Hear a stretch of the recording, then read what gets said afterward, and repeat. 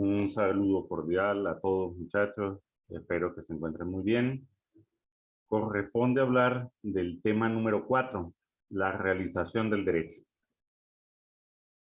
Respecto a este asunto, lo primero que debemos considerar es la realización en sí misma. ¿En qué consiste la realización? Realizar algo significa llevarlo a la práctica, ponerlo por obra, ejecutar.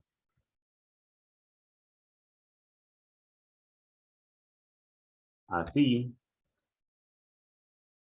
lo primero que podemos hablar nosotros de realizadores es aludir a sujetos que llevan a lo concreto, a la cotidianidad o a la materialización algo. Y se habla de realizadores de cine, realizadores de música, realizadores de proezas, ahora que está de moda lo de TikTok, realizadores también en ese campo, o sea, personas que ejecutan o llevan a la práctica alguna actividad. Cuando hablamos de realización del derecho, significa adecuar la conducta de los seres humanos a la norma jurídica.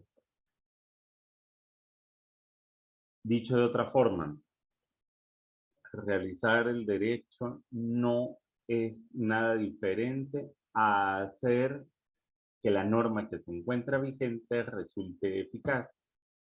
Esto es, que se concrete en la práctica de la manera que ha sido dispuesta. Para que esto sea así, se requiere de al menos el cumplimiento de dos condiciones.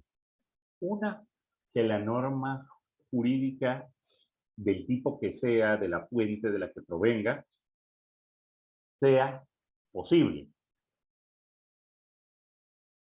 Frente a lo posible, se puede plantear dos juegos de imposibilidades. Posible tiene que ver con existir un conjunto de condiciones que permiten llevarla a la práctica.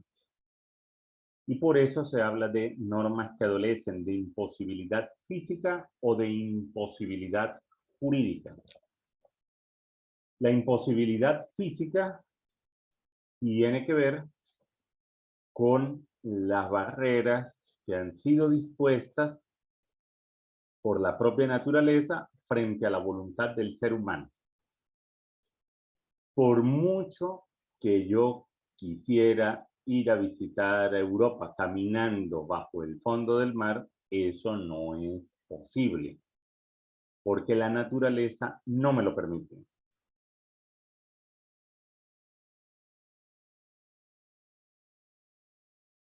Imposibilidad jurídica tiene que ver con las restricciones que el ordenamiento ha impuesto frente a determinadas situaciones.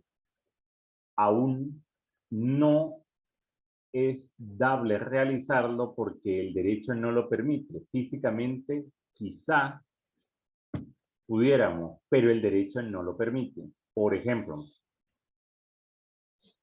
si yo quisiera tener armamento de guerra en mi casa, eso no está permitido. La Constitución expresamente prevé que las armas de guerra que se introducen a Venezuela pasan a ser de propiedad de la República a través de la Fuerza Armada Nacional. Si yo quisiera vender la plaza que está cerca de mi casa, porque ahí se reúne mucha gente a fastidiar y ojalá y hubiera algún particular que siendo dueño de ella le pusiera orden, yo no lo puedo hacer porque es un bien del dominio público de uso público y como ustedes recuerdan, ese tipo de bienes resultan ser inalienables e imprescriptibles por obra de la ley. Entonces ahí hay una imposibilidad jurídica. Hay casos en que coincide la imposibilidad física y la imposibilidad jurídica. Piensen, por ejemplo, en el tema de ejercer el derecho de propiedad sobre un lote de la luna. Un espacio de terreno en la luna. ¿Es posible que yo vaya y ejerza uso, goce y disposición de ese bien? Físicamente no es posible. Yo no puedo, no tengo las condiciones para ir y disfrutar de ese bien en los términos que supone el derecho de uso, el derecho de goce. Jurídicamente, ese bien pertenece a toda la humanidad, han sido declarados patrimonio común de la humanidad. Si eso es así, nadie puede apropiárselo. Hablamos entonces de posibilidad. Y frente a ella, imposibilidad física o imposibilidad jurídica.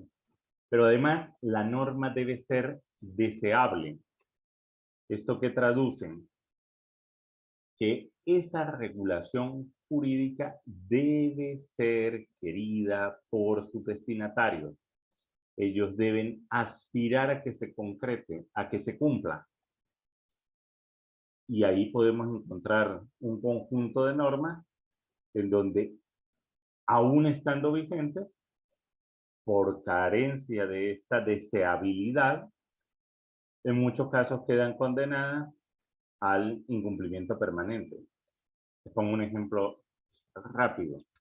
La bandera nacional nuestra, la bandera de Venezuela, cuando la usamos los particulares, debe llevar amarillo, azul y rojo como franja, sus 8 estrellas, pero no el escudo de armas, porque el escudo de armas es propio del uso oficial, del uso institucional, bien de la Fuerza Armada Nacional, bien de los otros despachos u organismos públicos, porque en un cierto contexto, esa bandera, cuando porta el escudo de armas, entre otras puede ser caracterizada como bandera de guerra, bajo ciertas condiciones, insisto. Pero bueno, la verdad es que la gente agarra y le pone siempre el escudo a la bandera porque le parece que es muy bonito, que viste más. Así es esto que estamos diciendo. Entonces la norma no termina cumpliéndose porque no le resulta a la persona deseable tal cumplimiento. Frente a la necesidad de realizar el derecho, o sea, de llevarlo a la práctica, han surgido unas teorías que tratan de explicar esta realización del derecho. Una primera teoría es la llamada teoría de la aplicación del derecho, fundada de manera muy particular en la escuela de la exégesis, tiene como única fuente de derecho posible a la ley y el papel del juez, del intérprete por excelencia que es el juez, es la de ver satisfecho el silogismo. Esto es que el juez verifique, que el juez acredite que los hechos previstos en el supuesto elaborado por la norma se hayan cumplido, y si ese supuesto se verificó, entonces él va a desencadenar la consecuencia jurídica. Es un trabajo, si se quiere, en buena medida mecánico, muy particular del juez en los términos en que lo entiende la escuela del exégesis. Y por supuesto, para los albores del positivismo, pues también resultó aplicado, y tan aplicado ha sido que ustedes el año pasado, cuando estaban estudiando Interpretación 1 y Introducción al Derecho, insistieron mucho en esto de estudiar los silogismos, porque es un ejercicio que permite una cierta practicidad en la aplicación de la norma y además de alguna manera permite también algo de igualdad en la realización del derecho. El problema es que limita muchísimo la capacidad del juez, que se ve normalmente direccionado por esta norma y la forma en que esa norma ha sido comprendida en otras instancias, y que si no encaja dentro de la norma, no es posibilidad de ver al derecho ejerciendo el papel de ordenador de las relaciones sociales. Otra teoría es la teoría de la elaboración del derecho. Esta sí es marcadamente positivista, fundada en las ideas particulares de Kelsen y compañía. Aquí las fuentes del derecho se amplían notablemente, no es solo la ley, sino, recuerden, el sistema jurídico jerarquizado que propone esta corriente. Entonces ahí vamos a encontrar la Constitución, las leyes en sus distintas categorías, los reglamentos, los actos individualizados. Todo esto va a estar presente dentro de la comprensión del fenómeno jurídico y de cómo se realiza.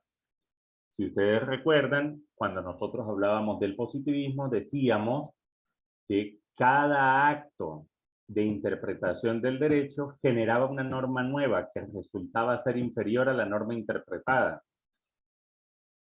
Y era entonces por eso un acto de creación.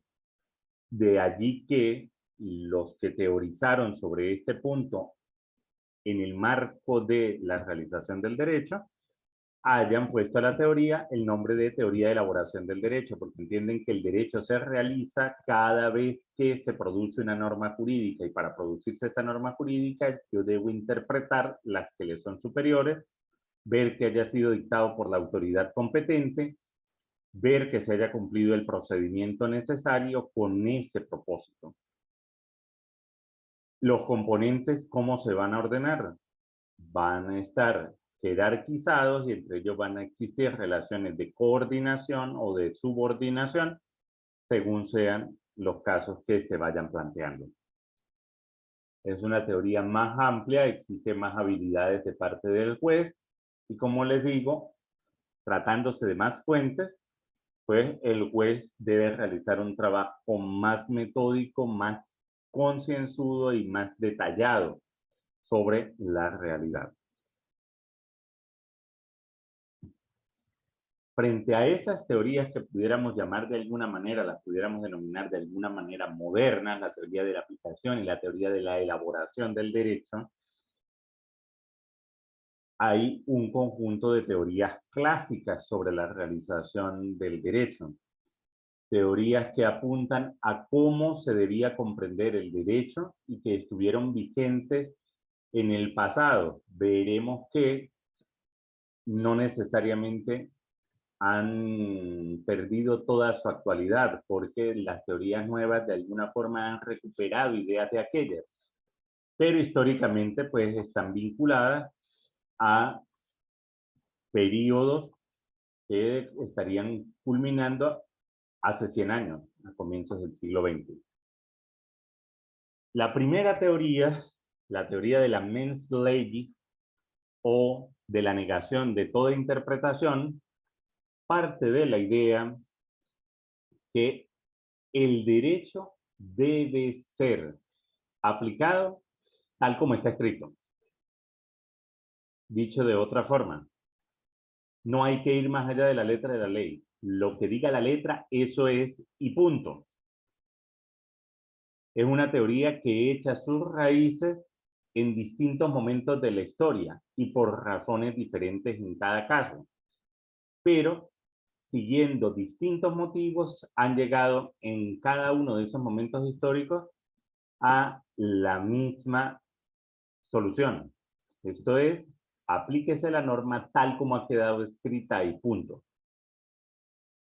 Un primer momento de vigencia de esta teoría fue en la época mosaica, en la época de la legislación de Moisés.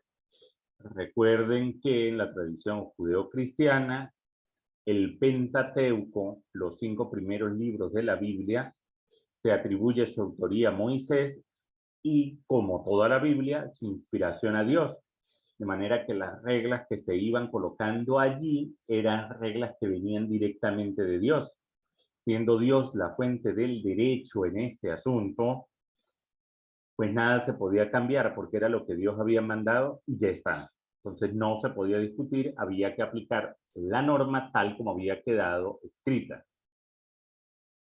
Un segundo momento de vigencia de esta escuela, de esta teoría propiamente de la mens legis, es la época del emperador Justiniano, con el cuerpo de derecho civil. ¿Qué plantea Justiniano en ese momento?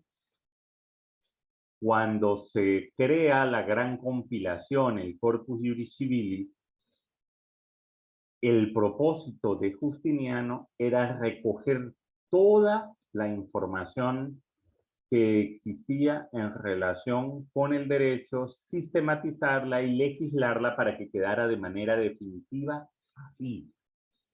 Codificó en el ánimo que ese fuera el derecho a aplicar y nada más. ¿Por qué? Bueno, porque eso iba a permitir, entre otras cosas, evitar que las personas vieran resueltos sus casos de manera muy disímiles, siendo efectivamente similares. Había un gran desorden en el derecho romano y Justiniano quiso poner orden, y su orden fue ese código, con todas las obras que ustedes recuerdan que están allí presentes. Un tercer momento en donde es identificable la teoría de la mens legis o negación de toda interpretación es durante la Revolución Francesa. Y allí se hizo con el propósito de garantizar la igualdad ante la ley de todos los ciudadanos de Francia. Francia fue un país que evolucionó con dos sistemas jurídicos durante muchos siglos. En el norte era un sistema costumbrista, más cercano a las ideas germánicas propias de lo que hoy nosotros reconocemos como el common law, el derecho anglosajón, el derecho formado en la tradición, en la costumbre y que se va produciendo y reproduciendo en la sociedad a medida que el tiempo pasa. Y en el sur de Francia, en cambio, la influencia era profundamente romana, del derecho civil romano, y ese derecho civil visto desde la perspectiva del Código de Derecho Civil de Justiniano, que fue luego comentado por glosadores y posglosadores durante la Edad Media, pero que se convirtió en un cuerpo normativo que estuvo vigente hasta el tiempo de la Revolución Francesa. ¿Qué dijeron los franceses? Todos somos franceses, debemos estar sometidos a una misma ley. Se dicta la ley y se le prohíbe, entonces, como lo mencionamos en clase en ocasiones anteriores, se le prohíbe a los jueces dedicarse a hacer un ejercicio de interpretación de ella más allá de lo que estaba escrito. Aplique lo que dice la ley y ya está, y eso garantiza que ese mismo artículo se va a aplicar de una forma idéntica en París, en Poitiers, en Nantes, en cualquier ciudad de Francia. Tres razones distintas, una religiosa, una de política legislativa y una de igualdad, pero el objetivo siempre fue el garantizar que la ley se aplicara solo de la manera en que se había escrito y nada más. La segunda teoría de este bloque de teorías clásicas sobre la realización es la teoría de la mens legislatoris o teoría subjetiva de la interpretación. Aquí se parte de la idea de que la norma jurídica es un mandato que proviene de alguien. Ese alguien puede ser desde Dios Todopoderoso hasta las partes en un contrato. O sea, alguien dispuso esa norma y para poder entenderla adecuadamente necesitamos saber qué era lo que quería esa persona en el momento en que dictó la norma. Es lo que nosotros hoy conocemos como la intención del legislador. Bueno, los que defienden esta segunda posición dicen, siendo la norma una orden, hay que entender qué era lo que quería el que dictó esa orden para poder aplicarla adecuadamente. De allí que se hable de teoría subjetiva de la interpretación. Una última teoría en este ejercicio de las teorías clásicas, la más reciente, finales del siglo XIX, comienzo del siglo XX, es la teoría objetiva de la interpretación. ¿Qué va a decir, qué van a decir los autores, fundamentalmente norteamericanos, sobre esta teoría? Nos van a enseñar que efectivamente toda norma es una orden y debemos saber la intención de quien dicta la orden. Pero ponernos a averiguar qué era lo que quería cada uno de los miembros del Congreso, de la Asamblea Nacional, qué era en particular lo que quería esta o aquella persona, es muy riesgoso. Pueden presentarse muchas incertidumbres, pueden presentarse muchas desigualdades, y entonces, frente a eso, proponen descubrir dentro de la propia ley, dentro del propio instrumento jurídico, una intención. Entonces, pasan por asumir que toda norma jurídica tiene una intención, pero que esa intención no es la de su autor, sino es una intención que se encuentra ya dentro de ella misma. ¿Cómo hace uno para atribuirle intencionalidad a un objeto? Los señores que defienden la mens legis objetiva dicen lo siguiente: para encontrar la intención de la ley, la mente de la ley, debemos hacer un doble ejercicio. Primero un ejercicio de inducción y luego un ejercicio de deducción, como procedimientos lógicos sobre el instrumento del que se trate. ¿Cómo se haría esto? Estas personas dicen, yo debo comenzar a leer la ley y en la medida en que voy avanzando encuentro rasgos que son comunes y que me permiten a mí entender que hay algo que está detrás de esas regulaciones particulares. Entonces, una vez que yo he descubierto qué es ese algo, cada vez que la ley me muestre algún vacío o alguna duda, yo me voy a ese algo que descubrí y lo resuelvo a partir de él. ¿Me explico? Si yo comienzo a leer una ley y en la ley me aparece creado un órgano del poder público y a ese órgano se le asignan competencias y me dice cómo se deben ejercer esas competencias y qué finalidad deben tener esas competencias que se ejercen. Allí hay algo en común. ¿Qué es eso común? Bueno, que hay una disciplina sobre la existencia y el funcionamiento del órgano. ¡Ah, caramba! Eso no es otra cosa que el principio de legalidad, que crea los órganos y dice cómo actúan, por qué actúan, para qué actúan, cómo actúan. El principio de legalidad. Entonces, extraigo el principio de legalidad de esa ley por inducción. Y luego, cada vez que yo tenga alguna duda, inquietud o detecte una laguna dentro de esa ley, sé que esa ley está imbuida en el principio de legalidad y entonces lo que hago es que resuelvo la duda que se me presente en función de ese principio. Ese sería el modo en que proceden los señores de la teoría objetiva de la interpretación. ¿Cuál es una de las principales críticas que sufre esa teoría? El que precisamente deba crearse esa ficción de atribuirle voluntad a un objeto que por sí mismo no lo tiene. Pero bueno, es lo que está puesto allí y ya está. Finalmente, de este tema está lo que en doctrina se conoce como la dinámica real del silogismo. ¿Cómo funciona verdaderamente un silogismo? Porque nosotros hablamos de premisa mayor como la ley o la norma en abstracto, de una premisa menor que son los hechos concretos y de la consecuencia jurídica. Eso se dice así, se dice muy rápido. Pero realmente lo interesante de esto es, primero, que yo debo entender con propiedad lo que está expresado en la norma. Es lo que me constituye la premisa mayor. Debo entender qué es lo que está allí como norma jurídica en abstracto.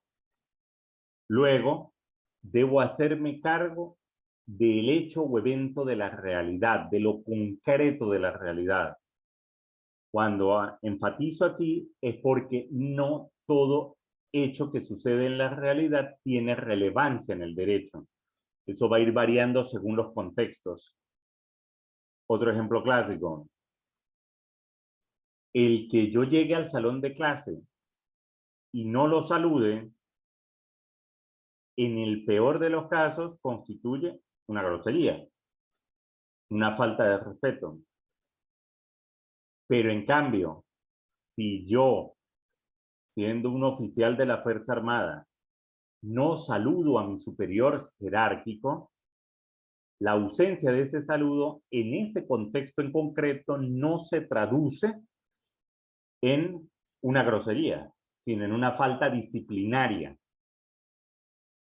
Y en ese punto el derecho reacciona.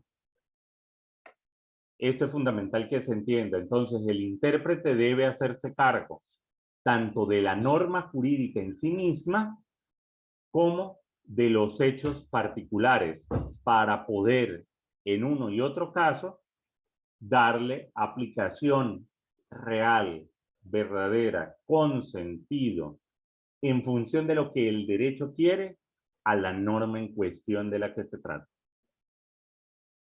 Quedo atento a cualquier inquietud sobre esto. Podemos conversar como corresponde en el momento en que estemos de manera sincrónica. De momento, muchísimas gracias, que estén muy bien, cuídense.